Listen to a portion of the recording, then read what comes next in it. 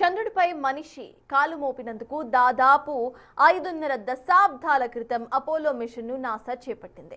1969 July 20వ తేదీన చంద్రుడిపై అడుగుపెట్టిన మొదటి వ్యక్తిగా నీల్ ఆర్మ్స్ట్రాంగ్ చరిత్ర సృష్టించారు. అపోలో 11 మిషన్లో భాగంగా మరో వ్యోమగామి బజ్ ఆల్డ్రిన్ తో కలిసి చంద్రుడిపై అడుగుపెట్టారు. సీ ఆఫ్ ట్రంక్విలిటీ అనే ప్రాంతంపై నీల్ ఆర్మ్స్ట్రాంగ్ ల్యాండ్ అయ్యారు. అదే చంద్రుడిపై నాసా వ్యోమగామి నీల్ ఆర్మ్స్ట్రాంగ్ అడుగుపెట్టిన ఘటనపై పలు విమర్శలకు తావిచ్చింది.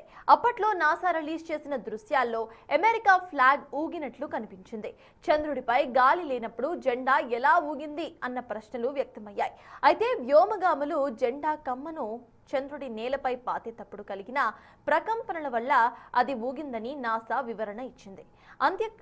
అంతరిక్షంలో తీసిన ఫోటోలలో ఆకాశం నల్లగా ఉన్న ఒక నక్షత్రం కూడా ఎందుకు కనిపించలేదన్న అనుమానాలు సైతం వ్యక్తమయ్యాయి.